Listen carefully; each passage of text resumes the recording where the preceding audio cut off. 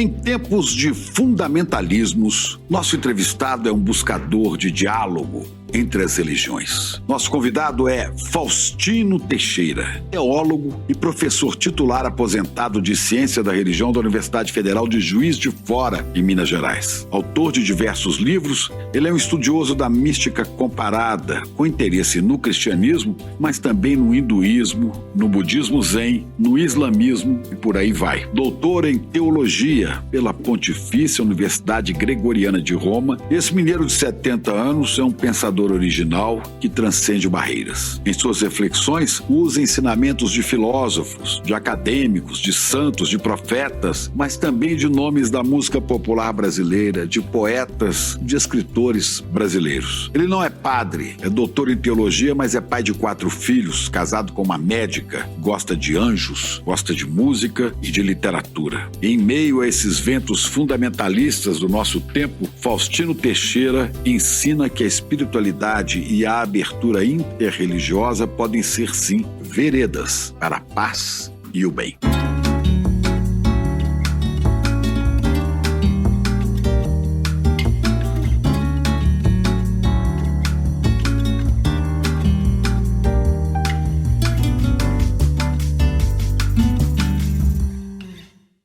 Vai ser difícil chamar o nosso entrevistado hoje de Faustino Teixeira, porque para mim ele é o Dudu. Conheço o Dudu desde os 17, 18 anos de idade, quando ele morava em Juiz de Fora e eu em Belo Horizonte. Mas Dudu é uma enciclopédia, já escreveu mais de 30 livros, acabo de ganhar 2. Filmes em perspectivas, paisagem nas veredas da travessia. Dudu, é um prazer enorme receber você aqui no ICL, pela primeira vez no ICL. O que você sente chegando aqui? Eu cheguei aqui, né? Vim de Uber e achei linda a casa, achei lindas as pessoas, né? O atendimento, nota 1000, a delicadeza, o acolhimento. Conhecia muito de nome o ICL, de ver jornais e sobretudo, os programas da segunda-feira às 7 da noite, que aqueles ali são maravilhosos, né? Inclusive, sempre te acompanhei, né? Desde os tempos idos, nas suas entrevistas sobre música, sobre tantos temas fantásticos. Então é uma alegria estar aqui com vocês e conhecer o ICL. E chegou aqui por coincidência, encontrou Leonardo Boff, que para mim sempre será Frei, porque Frei vem de frater, de irmão, né? Leonardo Boff, também teólogo, que está fazendo a gravação ali do outro lado para o ICL. E foi muito bom encontrar todo mundo junto, né? Voltando a muitos tempos. Dudu, me explica aqui, como é que um sujeito vira, sem ser padre nem nada, vira teólogo? Onde é que te deu essa ideia? Você, filho de uma numerosa família de Juiz de Fora, o único que deu na louca é você teólogo. Como é que foi isso? Primeiro, Juiz de Fora é uma cidade muito marcada pela presença do religioso, né? Então tinha os dominicanos, uma grande escola, os estudantes que iam ser dominicanos estudavam em Juiz de Fora. Tinha as beneditinas, minha tia chegou a ser abadesa beneditina em Petrópolis. Chefe das beneditinas. Em Juiz de Fora forte. Depois tinha os redentoristas, o padre Jaime Snook, né? E outros grandes nomes da reflexão. Então já tem a cidade, tem as carmelitas, que depois foram expulsas pelo bispo, e estão hoje na Paraíba, né? As carmelitas passaram por Itaguaí, no Rio de Janeiro, de onde saíram também e foram parar lá. Eu tocava violão nas missas de sábado das carmelitas, que quem celebrava eram os dominicanos. Então tinha esse contexto religioso da cidade. Meu pai, muito religioso, meu pai foi do Centro Dom Vital. Mas você pensava em ser padre? Nunca pensei em ser padre. Eu mesmo nunca... Pois é, mas como é que você decide assim? Eu vou ser teólogo. Eu não conheço nenhum teólogo com a sua formação que não seja padre, ou que tenha sido padre, né? Na verdade, não foi bem teologia, né? Porque já de infância, o meu pai, na casa dele, tinha 2 cômodos imensos 2 quartos só de biblioteca. Então tinha tudo. Ele é médico, era médico, mas o interesse dele era para filosofia, teologia e literatura. Então eu bebi as inspirações, fazia cursos de teatro de Chardin com a irmã Glaedas, do colégio Stella Matutina. Então tinha esse ambiente, essa minha ambientação. Aí você foi estudar teologia onde? Não fui estudar teologia, eu fui estudar ciência da religião com filosofia. Porque quando eu estava no terceiro científico, na época falava científico, eu queria fazer história na universidade. E meu pai dava aula no seminário, junto com o professor Argrives e outros professores importantes, e eu pedi ao meu pai para fazer 1 ano de filosofia no seminário, na época do cursinho. Então eu fazia cursinho de tarde e filosofia de manhã no seminário. Eu gostei tanto de filosofia que eu resolvi fazer filosofia na universidade, em 1974. Mas aí tinha o curso de ciência da religião à noite. Então o que eu fazia? Filosofia de manhã e ciência da religião à noite. Então a minha formação... Isso na PUC do Rio de Janeiro? Não, Juiz de Fora. Juiz de Fora. Juiz de Fora. Depois você foi para a PUC do Rio de Janeiro. Depois, em 77, eu me formei em filosofia e ciência da religião. Eu ia fazer sociologia da religião na USP. Já tinha até orientador, que era o Douglas Teixeira Monteiro. E ele morreu atropelado em Recife.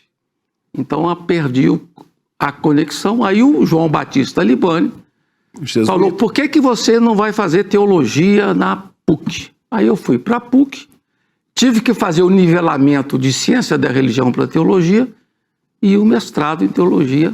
Aí nasceu o tema das comunidades eclesiais de base. E o meu orientador, João Batista Libani. Esse grande jesuíta que era nosso amigo, né? Então você foi daí para Roma, para a mais conceituada universidade, faculdade de teologia do mundo católico, né? A Gregoriana. Foi em 82. 82. Depois você fez doutorado lá, fez pós-doutorado lá. Meu pós-doutorado foi com o Jacques Dupuy, que é o teólogo dos mais importantes do mundo, né? E que morou 43 anos na Ásia, um dos maiores nomes do diálogo interreligioso. Daí a minha vocação para o diálogo interreligioso. E ele foi punido pelo Ratzinger, né? Foi o livro dele... Bento XVI. Pelo Bento XVI, não, era o cardeal Ratzinger. Depois virou Bento XVI. E o livro dele, Rumo a uma Teologia Cristã do Pluralismo Religioso, foi notificado pelo Vaticano, e ele foi proibido de lecionar na Gregoriana. Você entrava na Universidade Gregoriana, no átrio da universidade estava escrito: o professor Jacques Dupuy não vai dar curso nesse semestre porque o seu livro está sendo notificado pela Congregação para a Doutrina da Fé. A Inquisição, é o nome novo da Inquisição. Ou seja, o meu orientador, olha como são os europeus. O Jacques Dupuy é belga. Eu fui em Roma em 1985 e falei, Jacques Dupuy, sabe que você poderia ser meu orientador de pós-doutorado? Eu falei, posso. Você vem aqui em 1987, eu estarei lançando meu livro, você faz o meu curso sobre o livro e eu te oriento na pesquisa de pluralismo religioso. E assim foi. Tive um contato maravilhoso com ele, de um teólogo, e morreu triste, praticamente isolado, sozinho, por causa da punição do Vaticano. Dudu, então foram quantos anos de teologia na Gregoriana de Roma? 4 anos. Depois voltei, fiquei mais um ano no pós-doutorado, já morando perto do Vaticano, e depois voltei a Veneza, no Instituto Ecumênico dos Franciscanos, para fazer o estágio sênior da CAPES, né? Então foi praticamente 2 pós-doutorados no tema do pluralismo. Brasil foi dar aula, né? Já dava aula desde 78 na PUC do Rio, né? O Libani arrumou para mim aulas na PUC do Rio, eu dava aula na Santa Úrsula, e depois, quando eu voltei do doutorado, eu fui direto para a teologia, trabalhar o tema do Tratado da Graça, antropologia teológica. Daí veio o meu interesse pela teologia das religiões. Isso aí em quando eu voltei, 83, eu comecei na PUC o meu trabalho de teólogo, né? O curioso dessa trajetória é que essa proximidade sua com a Igreja Católica, inclusive física, estudando na Gregoriana de Roma, né? Eu não conheço outro teólogo brasileiro, leigo, que tem filhos como você e que vive da teologia. Ao invés disso fazer você focar exclusivamente nas questões da Igreja Católica, isso te fez se abrir, né? E você passou a ser um cara que estuda, né, hoje a mística zen budista, né, muçulmana, né? Você está aberto para essas coisas todas, e literatura, que eu acho fantástico, né? Você foi buscar a mística de Guimarães Rosa, de Drummond, Gilberto Gil. Clarice Lispector, Gilberto Gil, que eu sei que você é apaixonado por ele, né? Clarice Lispector, quem mais? Graciliano Ramos. Graciliano Ramos. Estou dando o curso de Carlos Drummond de Andrade. Onde é que é seu curso? Meu curso, depois que eu me aposentei, em 2017. Aí eu tive o transplante em 2020. Ah, então fala disso. Tive o transplante em 2020. E eu estava condenado à morte. Meu médico falava assim, você não vive mais que 6 meses. Falar disso, Mas aí eu achei assim, o que eu recebi como dom, eu quero retribuir como serviço, a vida, né? Então comecei a dar cursos gratuitos.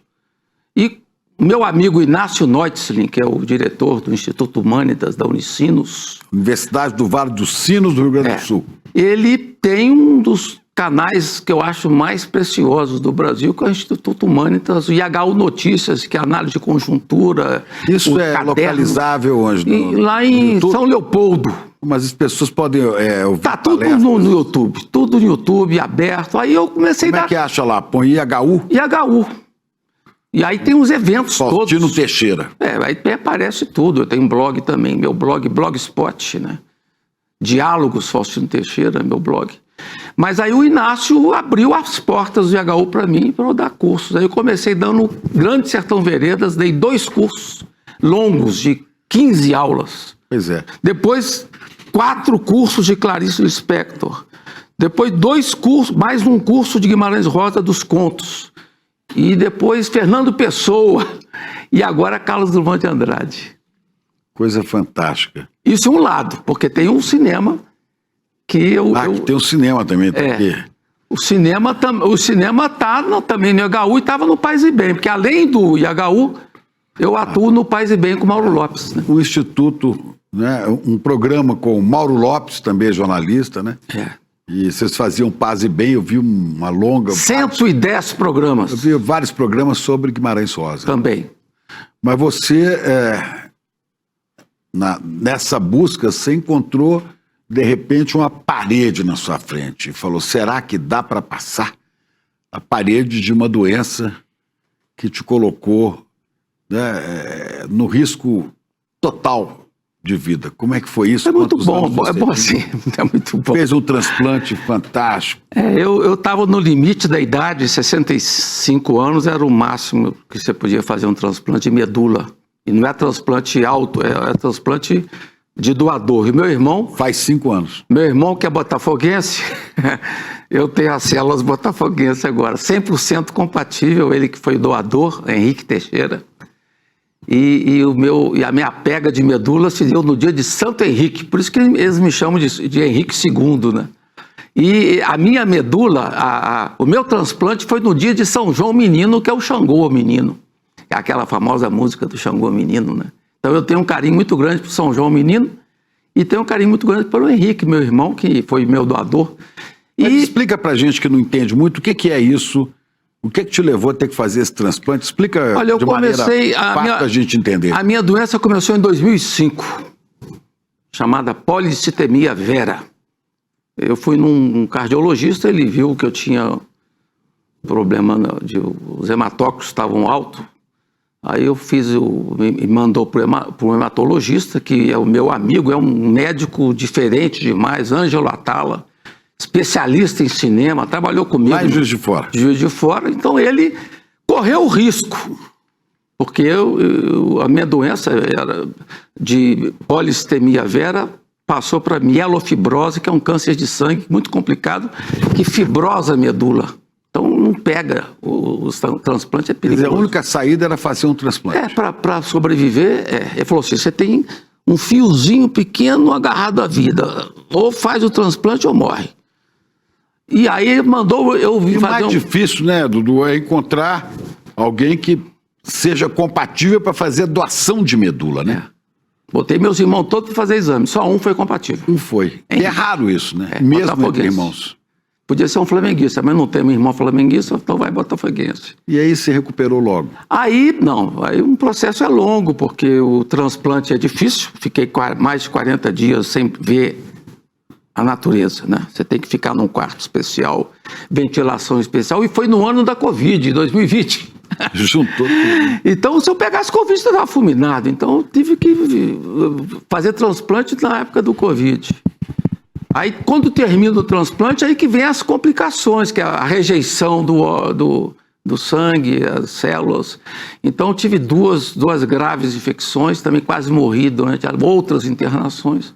Mas o transplante são 5 anos para você considerar-se curado. Eu vou fazer 5 anos em junho de 2025, ou seja, eu estou no 5º ano pós-transplante. O que essa experiência, esse namoro com a morte te ensinou? Muita coisa. Primeiramente, conhecer o meu médico, né, que foi uma pessoa amorosa. Eu sempre brincava que meu pai tratava os clientes com fé, esperança e cafuné. Ele me acolhia sempre beijando, né? Carinho comigo. Ele falou que tinha insônia. O Faustino não pode morrer. Você tinha medo de morrer? Nunca tive medo da morte. Nunca tive medo da morte. Tanto é que quando ele foi fazer o transplante, outros médicos da cidade falaram para ele, não faça que ele vai morrer. Aí eu falei com ele, escrevi para ele uma carta, olha, eu me responsabilizo, eu quero fazer o transplante. Ele falou, vai para São Paulo fazer uns exames, eu não quero ir para médico nenhum mais. Confio em você, deposito as minhas mãos e não tem medo de morrer. Aí ele fez o transplante. Fria que você botou o médico. Não botei fria, não, porque foi muito... E a equipe maravilhosa. Pra você ter uma ideia, quando a medula pegou, eu fiz uma playlist de 50 horas dentro do hospital. A única coisa que me divertia no hospital era a música. O cinema não consegui. Eu fui ver Pinóquio, essa versão nova do Pinóquio, fiquei numa depressão no hospital. Eu falei, não quero cinema, então vou música. Aí a enfermeira falou, faz uma playlist. Aí fiz uma playlist de 50 horas. E fiz um concurso com os enfermeiros lá e os médicos. Qual música? Quem acertar qual música quando eu pegar a medula? Aí eu escolhi a música do Francisco Bosco com o João Bosco, né?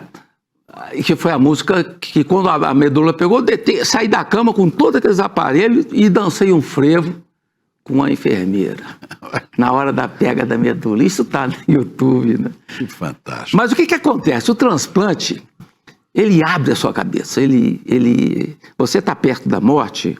Eu trabalhava teologia e, aliás, sempre ficava preocupado com uma coisa que o Leonardo Boff dizia. Ele falava assim, todo mundo que vai para Roma estudar volta clerical. E eu fui para Roma e não voltei clerical. Por quê? Porque a época que eu estudei doutorado em Roma, eu frequentava mais a Rinascita do que a Gregoriana. A Rinascita é a livraria do Partido Comunista Italiano. Estava vivo o Enrico Berlinguer. Então eu fui... O secretário-geral do PCI italiano. PCI.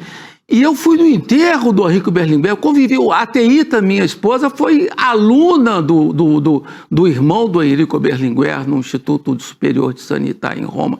Então eu tinha os ares profanos de Roma, eu estava muito embebido deles para ser contaminado pela Gregoriana. E a Gregoriana, eu estudei na Gregoriana com homens extremamente sintonizados com a teologia da libertação, como o teólogo Juan Alfaro, que defendeu o John Sobrino. Então a teologia, eu estudei Você explicando quem são essas pessoas que... John Sobrino é um dos maiores teólogos da América Latina que escapou da morte naquela massacre dos padres em El Salvador. Jesuítas. Jesuíta. Então, quando eu fiz o doutorado em Roma, defendi em 85, a teologia da libertação estava no auge. Leonardo Boff foi condenado em 84. Eu estava na porta do Santo Ofício quando o Leonardo Boff entrou de carro. Nós lá com as bandeiras da defesa da teologia da libertação. Gustavo Gutierrez estava em Roma em 85 com o processo dos bispos peruanos contra ele. Então eu estudei na Gregoriana fazendo uma tese sobre comunidades de base no auge da teologia da libertação, e toda a minha leitura em Roma era sobre teologia da libertação. E como é que isso conecta com outras religiões? Quer dizer, como é que você se libertou de uma visão única? Foi a partir da literatura? Eu comecei com a eclesiologia, na igreja. Estudo da igreja. Comunidade de base. Minha tese de doutorado, que aliás foram 1.100 páginas, a minha tese. Eu publiquei 3 livros, cada livro uma parte da tese. Mas aí vagou uma cadeira de teologia na PUC do Rio, e eu então fui lecionar o Tratado da Graça, Antropologia Teológica. E dali veio Karl Rahner, que é um dos maiores teólogos. Teólogo alemão? Que trabalha as questões das religiões.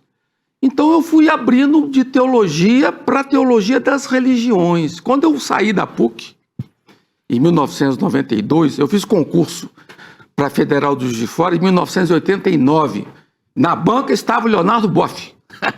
Leonardo Boff foi da minha banca de concurso para entrar para a Federal do Juiz de Fora. E também não tinha muita gente leiga da teologia e atuando em Universidade Federal. Eu fui um dos pioneiros. Aliás, eu fui o primeiro teólogo leigo, de doutor leigo na Gregoriana, assim, do Brasil, né? Doutor teólogo.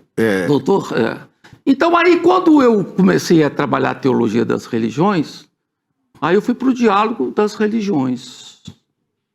Aí, quando veio esse processo aí da doença, e depois do transplante, aí eu fui abrindo para, além do diálogo das religiões, a espiritualidade. O diálogo das espiritualidades, que não envolve só religiões. Você tinha, por exemplo, o famoso livro do André Comte Sponville sobre o espírito, a espiritualidade do ateísmo. Então, essa temática toda começou a me envolver. E depois, com o tempo, eu fui vendo que diálogo das religiões e diálogo das espiritualidades é curto. Aí eu fui para o diálogo interespécies, é o meu livro Paisagem, né? Eu fui tentar ver que para dialogar entre as religiões ainda é curto. Para dialogar entre as espiritualidades é curto, você tem que trabalhar com as espécies. Aí entra o canto da criação. Eu fui começar a estudar cogumelos, fungos. Fui mostrar que o diálogo tem que... Nós somos espécies companheiras do ser humano. Eu fico aqui com a dificuldade de entender tudo isso. Imagino quem está nos vendo também tem essa dificuldade de entender isso, né?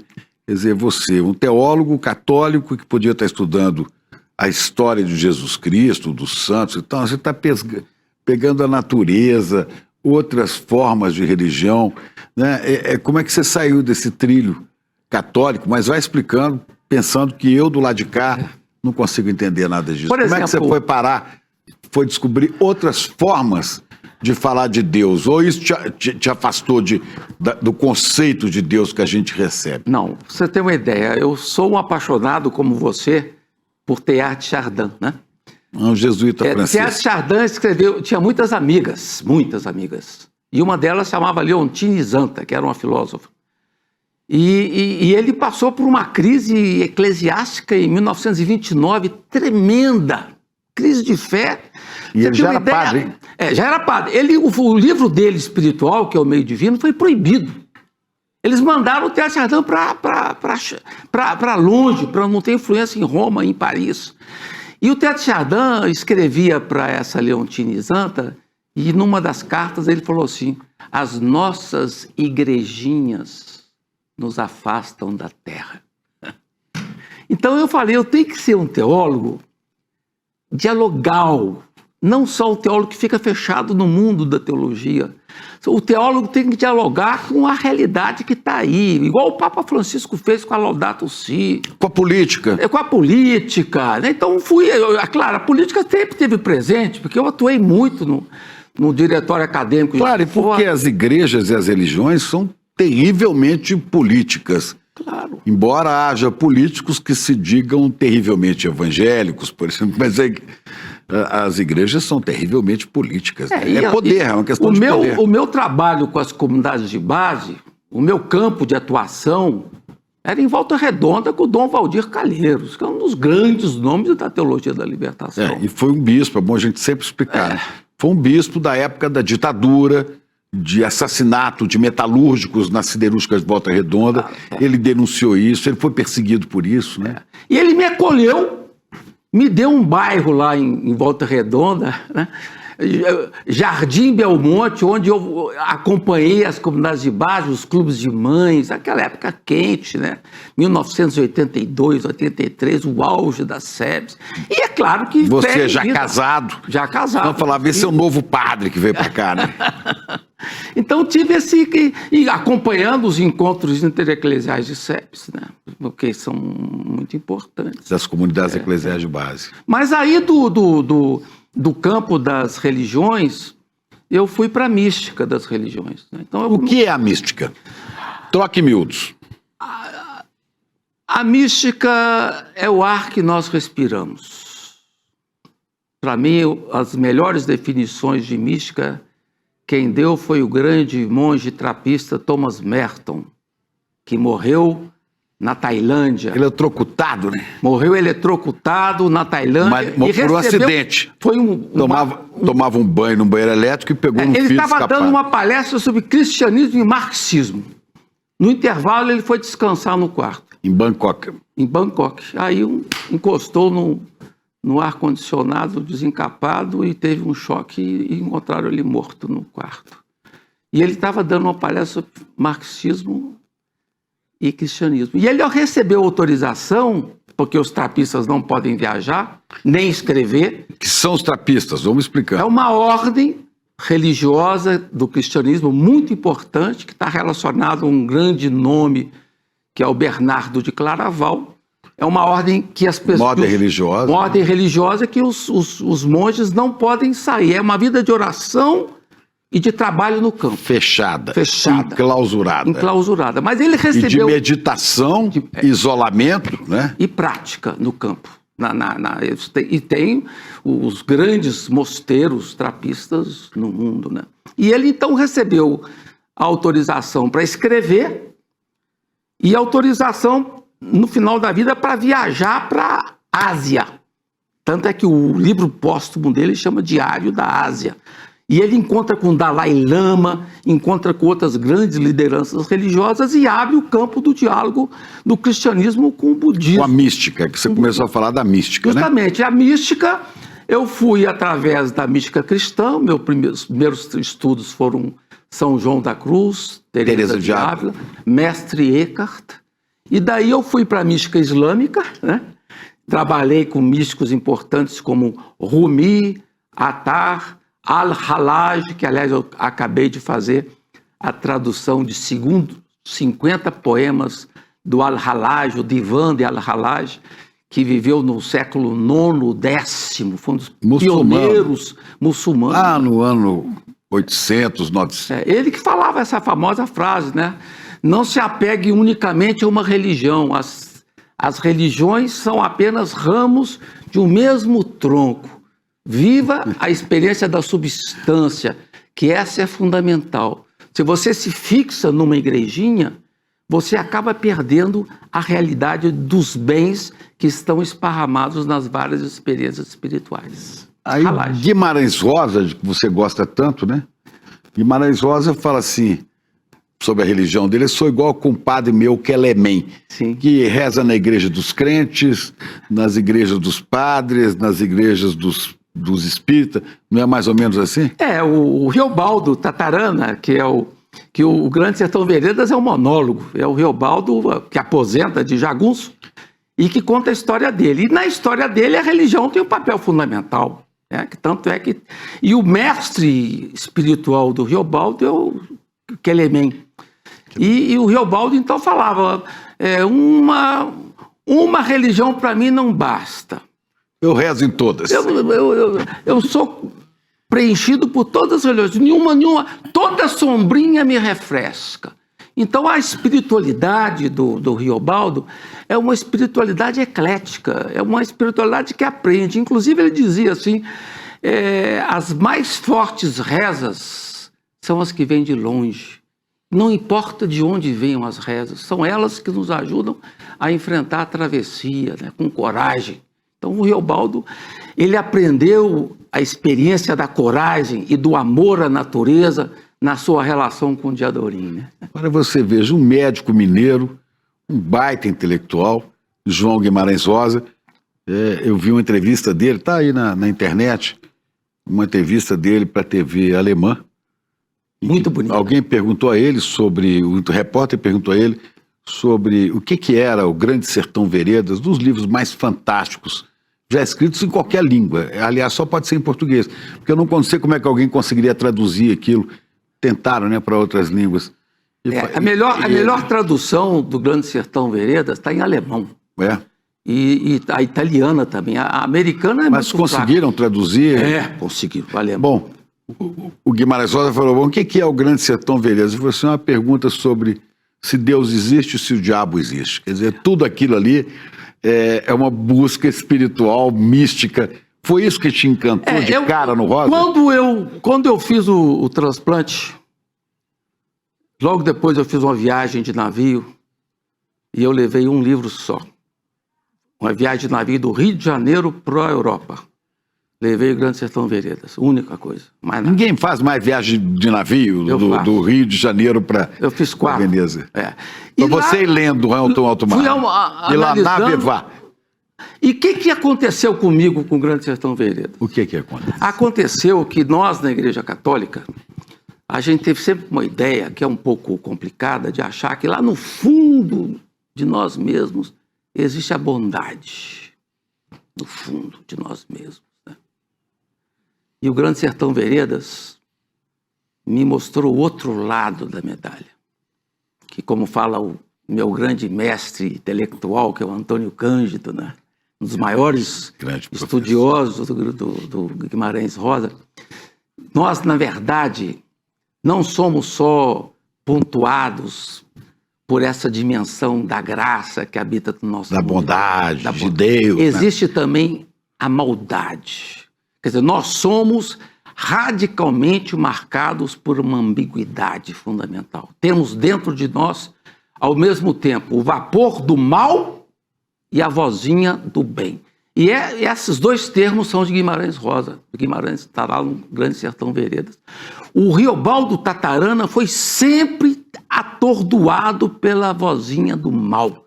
E a vozinha do bem sempre chegava para ajudá-lo a se equilibrar. Ele mesmo dizia lá no Grande Sertão, né? Você tem que escolher qual cavalo que você monta. Se é o cavalo que vai para a tristeza ou se é o cavalo que vai para a alegria. O caminho é a da alegria.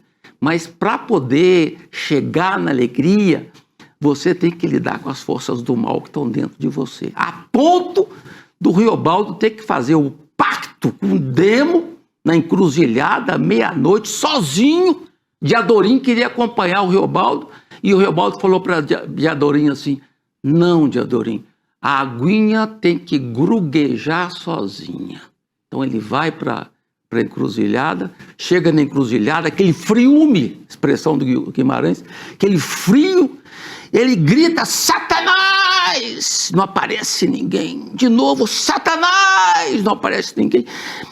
Quando foi amanhecendo, a aurora começou a aparecer, o Riobaldo se transforma em urutu branco.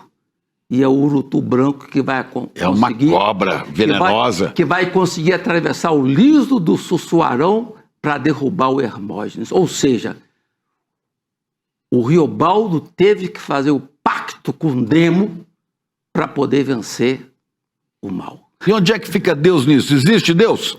Teólogo, existe Deus?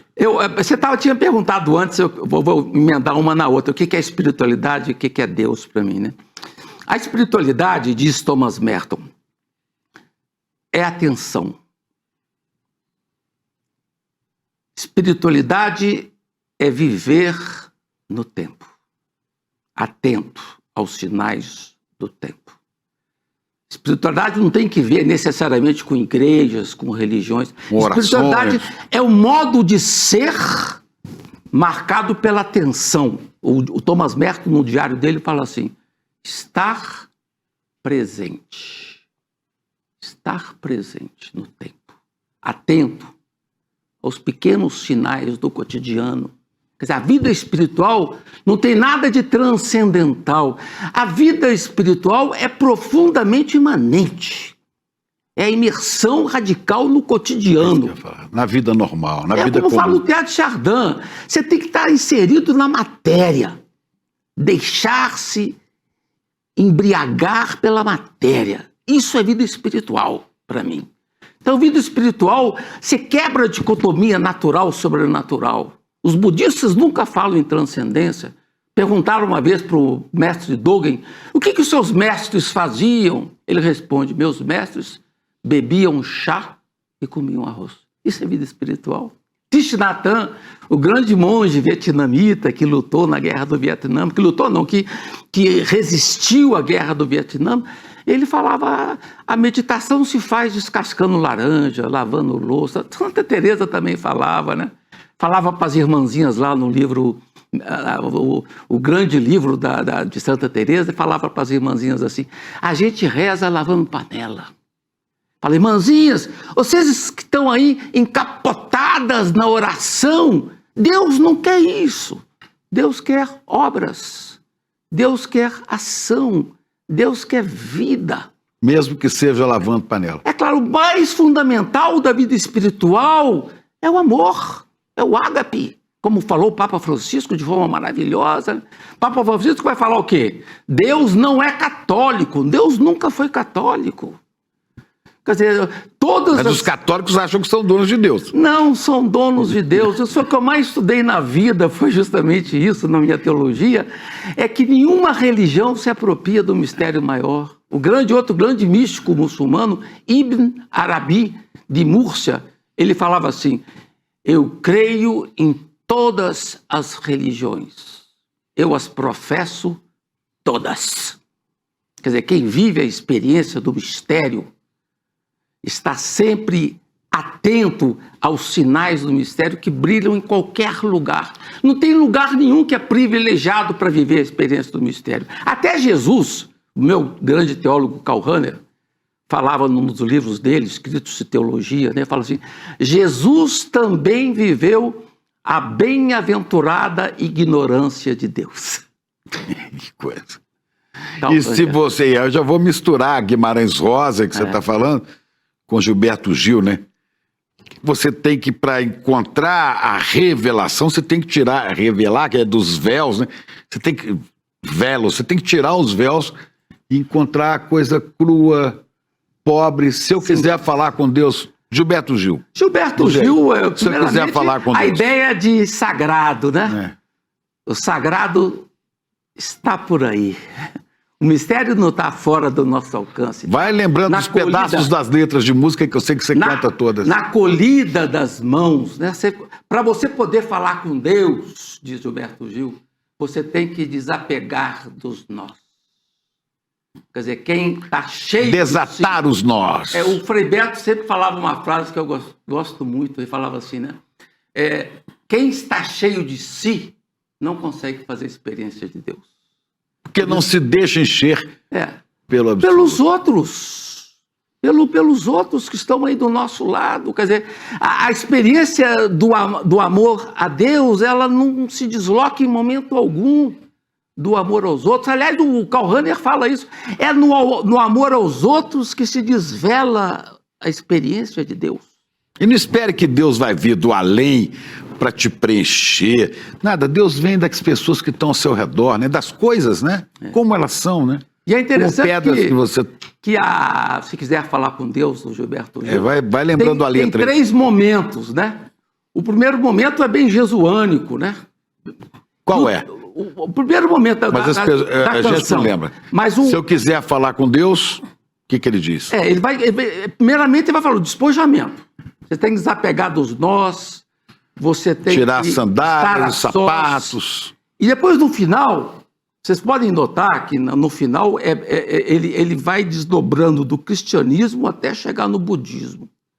Tanto é que ele vai falar 13 vezes não ao final, se eu quiser falar com Deus.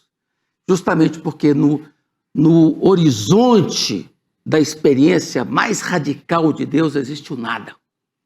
Nada, nada, nada, nada. Eu vou ter que seguir o caminho, né, que vai me levar ao nada. Nada, o caminho, eu descubro o caminho místico de Deus que vai me levar ao nada, nada, nada, nada do que eu pensava encontrar. É justamente. É o inesperado. E é interessante que tem Eu quero muito fazer esse livro, não fiz ainda. Tem que ter alguém que faça as ilustrações para mim. Meu irmão ficou de fazer o Pulica, mas acabou não fazendo ainda. E que é um poema chinês antigo, do Zen, budismo, que conta a história do boi e do pastor. Conta para nós. O pastor é o si e o boi é o si mesmo. Então é o si em busca do si mesmo. Então são 10 imagens. A primeira imagem é o pastor perdido, como todos nós somos perdidos. A segunda imagem, ele vê o rastro do boi. A terceira imagem, ele consegue correr atrás do boi, depois ele captura o boi, depois ele amansa o boi e o boi leva ele para casa. O boi é o si mesmo. É o si mesmo. Depois o boi some. É a imagem do Zen do círculo vazio. E depois, curioso é isso, a gente imagina que o vazio é o fim do caminho no budismo. Não é. Quando você chega no vazio, que é o círculo vazio, é que começa o caminho. Aí você tem um desapego. Aí a 9ª figura é a natureza e a 10ª figura é o encontro com o outro. Então, quando você está desapegado, você é capaz de perceber a beleza da natureza e é capaz de perceber a radical alteridade, que é a condição fundamental de você perceber a presença do outro. Do outro. Qualquer outro. Qualquer outro. De qualquer canto, de qualquer religião, de qualquer, não é? Por isso que o símbolo da saudação chinesa, japonesa... É a mãozinha assim. Não, você está em pé, você não dá a mão para a pessoa, você faz assim, abaixa e volta. O que significa isso? Segundo os estudiosos do Zen budismo. Quando você abaixa, você vai ao nada. Quando você volta, você vem desapegado. E a condição fundamental para você viver a experiência da alteridade é você ir ao outro desapegado de si. Tudo depois de tudo isso, de tantas conversas, a gente falou aqui de Guimarães Rosa, eu adorava ouvir você e o Mauro Lopes no Paz e Bem falando sobre Guimarães Rosa, né? Falando sobre o Grande Sertão Veredas. E hoje você está com vários outros autores que você pesquisa mística e religião. Já falei Clarice Lispector, Drummond agora, né? Depois de tudo isso, você é um teólogo, você é cristão, você é católico? Eu digo o seguinte... Cristão e católico. Eu digo o seguinte, eu sou uma pessoa profundamente apegado ao Jesus de Nazaré. Por isso que eu gosto muito do Guardador de Rebanhos, do Fernando Pessoa, que fala assim, Jesus foi expulso do paraíso. Foi expulso do paraíso e veio morar na nossa aldeia. Ele não habita aqui. Maria Bethânia declama isso maravilhosamente. Então Jesus habita para mim. Jesus habita a minha aldeia. Então o caminho que eu tenho de acesso ao mistério é o Jesus palpável. É o Jesus carnal. É o Jesus que chora. Hoje, o evangelho de hoje... Você lê o evangelho todo dia? Todo dia. O evangelho de hoje, o que Jesus fala? Eu quero comer. Esse é o Jesus. Estava com fome. Estava com fome. O Jesus ressuscitado querendo comer. Quer dizer, o Jesus que me ensina o que é Deus não é o Jesus dos dogmas cristológicos de Niceia, Éfeso, Calcedônia. Esse é o Jesus metafisizado.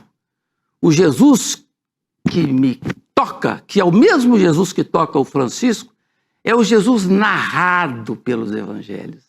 Então nós temos que redescobrir a narrativa de Jesus, que é o Jesus que viveu, que passou pelo tempo, que foi perseguido, que morreu. Que fala mais do homem comum, pobre, que vivia entre os pobres, que foi torturado, que foi morto de uma maneira absurda, vítima de uma enorme injustiça, condenado sem crime, sem prova, né? Mas as pessoas muitas vezes se apegam mais àquele que faz milagres, né?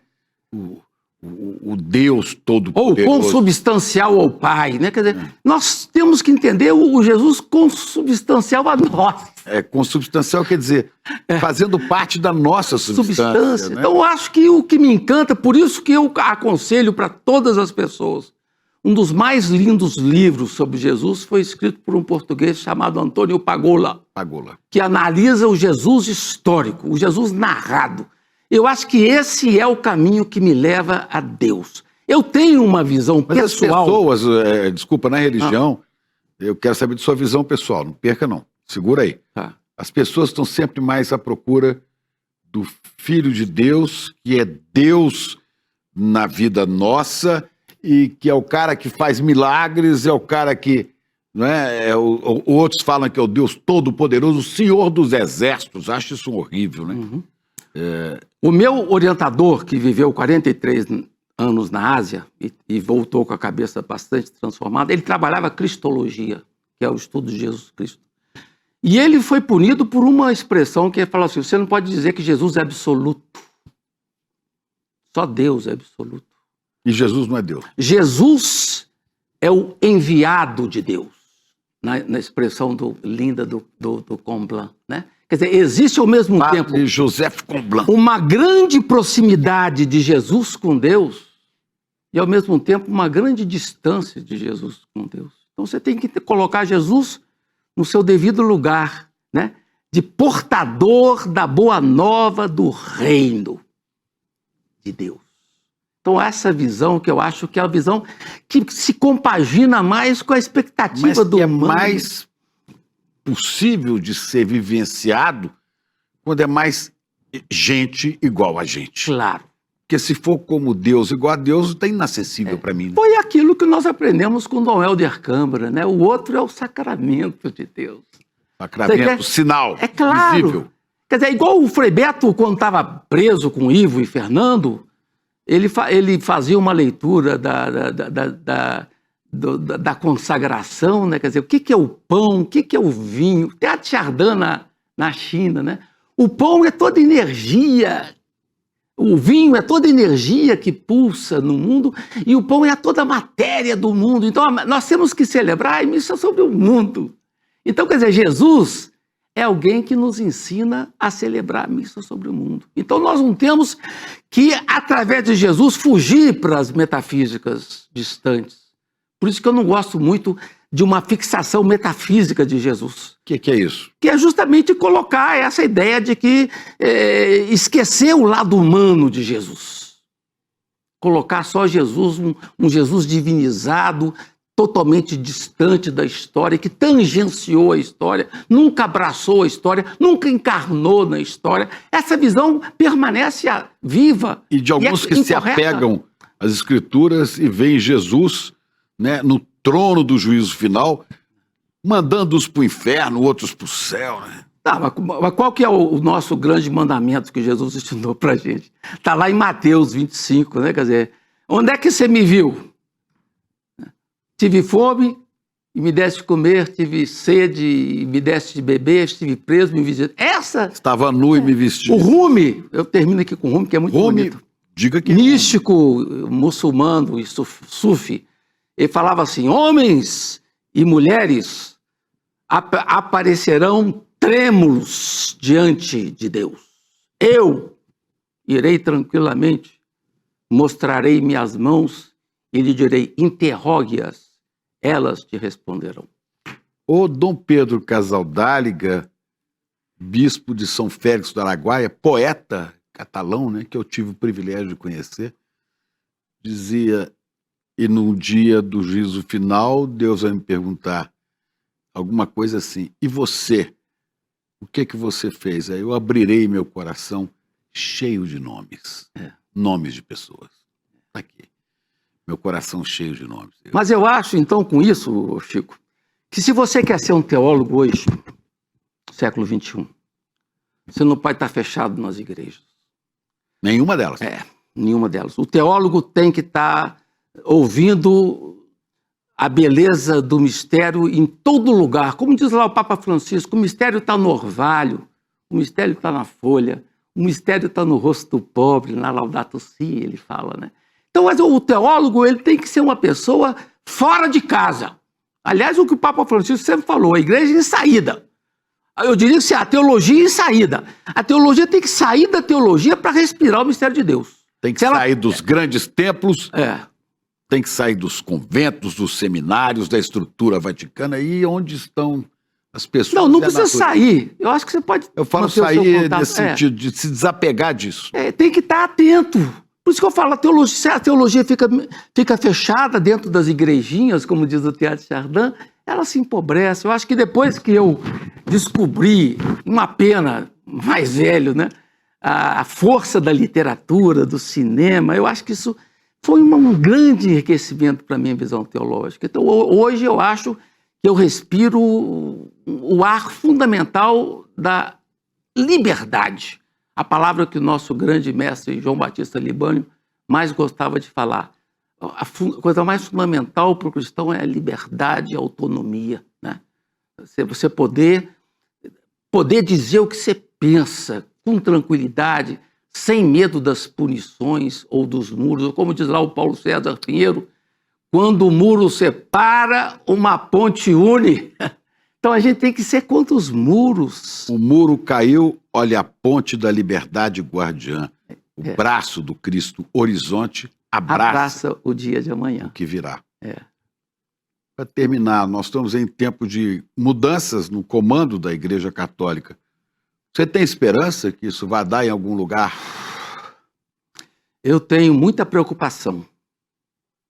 Muita preocupação porque sempre fui um apaixonado de Francisco. Não é que Francisco não tenha tido questões, eu tenho questões. Qual deles, o de Assis ou o Jorge Bergoglio? O Jorge Bergoglio. Os dois. Eu gosto de chamar ele sempre de Francisco, eu evito falar Papa, inclusive. Mas eu falei o Francisco ou o Bergoglio, os dois. Francisco é o bispo de Roma, ele sempre se quis chamar, e tanto é que ele pediu para colocar no túmulo dele uma única frase, Franciscus, mais nada, um túmulo simples, né? Francisco. Francisco foi uma luz na Igreja Católica. Foi uma esperança de abertura em todos os sentidos, abertura para a terra. O mais forte para mim é a abertura para a terra. E de aproximar a teologia da Igreja Católica dessa simplicidade que você falava, do homem comum, da natureza. E da alegria. Eu acho que o Francisco fala uma frase muito bonita numa das encíclicas dele. Quer dizer, a razão fundamental do Evangelho é a alegria. Quando Jesus nasce, o que os anjos falam? Eis que eu vos anuncio uma alegria e que será para todos. É essa alegria que nós temos que ser portadores. Então, nesse momento de vida do Francisco, do pontificado de Francisco, tão bonito, né? Ele enfrentou muitas dificuldades por viver o Evangelho e dificuldades dentro de casa. É um pensador inglês, né? Chesterton. Me lembro de uma frase dele num livro, acho que Um Homem que Foi Quinta-feira, uma coisa assim. Ele falou: a alegria é o segredo gigantesco do cristão. É a alegria, né? E para quem viu o filme Conclave, né, que está passando, a gente vê que aquilo ali é muito triste, né? Porque a gente percebe que muitas vezes nesses conclaves os jogos políticos são mais fortes que os jogos espirituais, né? Então nós estamos vivendo uma conjuntura, a conjuntura anterior a Francisco foram 40 anos de João Paulo II e Bento XVI, que formou a cabeça de grande parte dos nossos padres, dos nossos bispos. Então a conjuntura é de fechamento, não é de abertura. Francisco foi uma fenda desse clima de fechamento. Francisco escolheu vários cardeais, mas não significa que todos os cardeais que ele escolheu estão na linha dele. Não estão. Ele respeitou a diversidade, porque o Papa Francisco fala uma frase muito bonita, fala: a diversidade é bela. Eu acho que linda essa frase dele, a diversidade é bela. Então ele quis respeitar a diversidade também na escolha dos cardeais. Então nós temos hoje um colégio cardinalício que não é tão favorável à continuidade de Francisco, infelizmente. Nós temos figuras ali muito bonitas que eu evito falar aqui para não divulgar, porque de repente quando você divulga a pessoa o cara não deixa tem de chance. ser candidato. Então eu acho que é possível, mas eu fico muito preocupado, porque a conjuntura da Cúria Romana e a conjuntura das igrejas do mundo, a conjuntura das igrejas no Brasil, são profundamente mais ratzingerianas do que de Francisco. Ratzingerianas é uma referência ao Papa Bento XVI, teólogo alemão, né?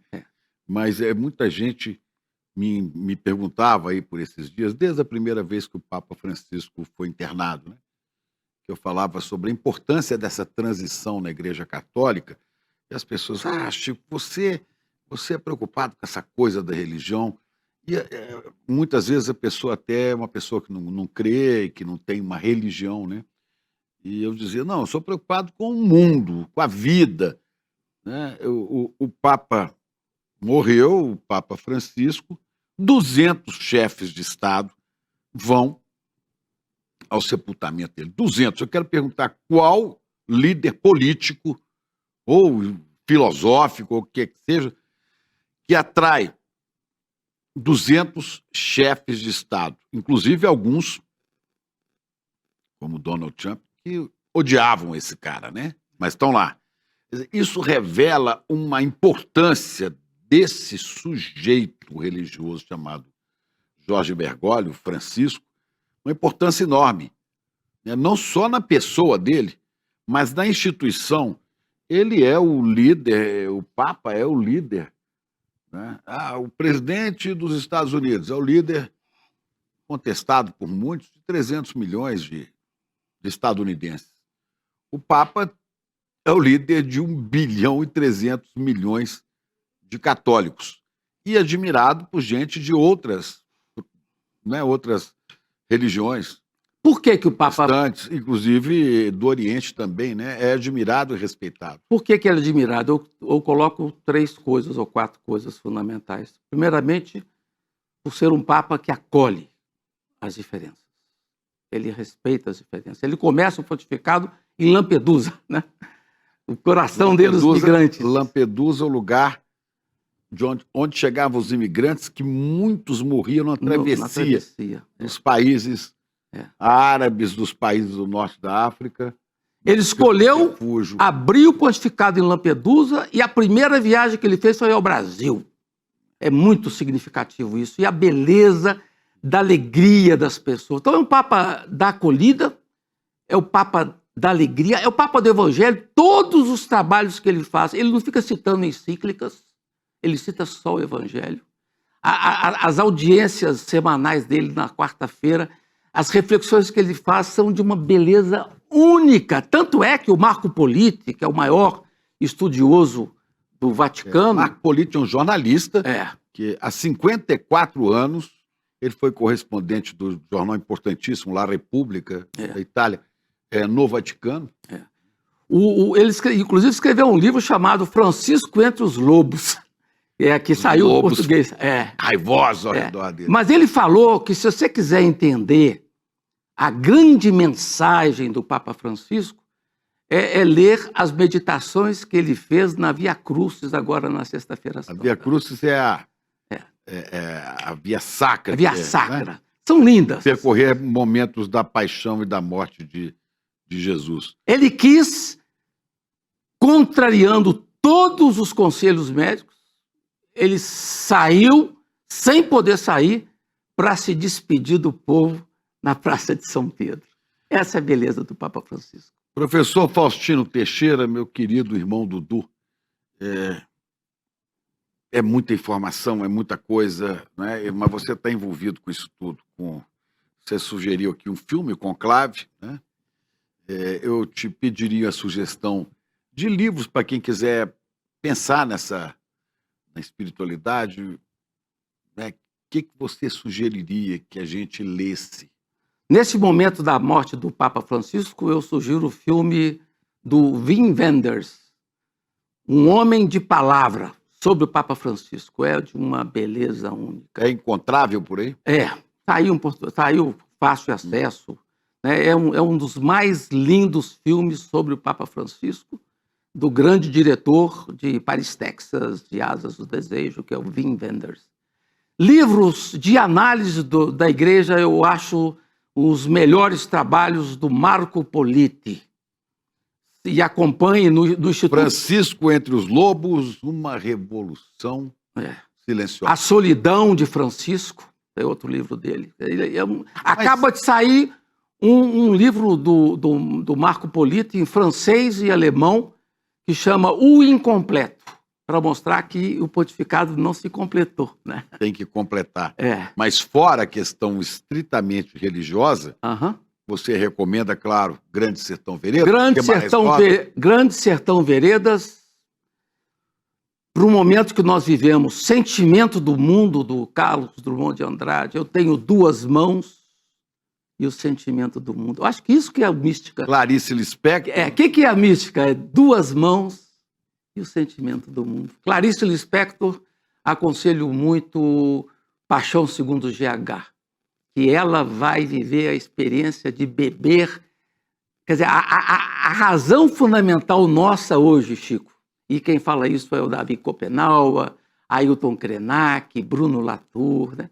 Nós não temos que pensar em ir para o futuro. Quer dizer, a salvação que a gente tem é ir para o passado, recuperar a sabedoria dos povos ancestrais, dos povos quilombolas, porque eles tiveram muitas experiências de fim de mundo e sobreviveram. Então, nós que vivemos nesse mundo à beira da catástrofe, com toda a situação climática, a gente tem que captar e ouvir as narrativas de nossos povos ancestrais. E nessa busca mística, onde é que fica Graciliano Ramos, que se autoproclamava ateu? Não, Graciliano Ramos, para mim, o livro mais eu recomendo profundamente, São Bernardo, que ele faz a descrição de como que um ser humano se torna coisa. Em que medida você, vivendo no tempo, que diria Guimarães Rosa, tempo do homem humano, dos os humanos modernos, como fala o Bruno Latour, né?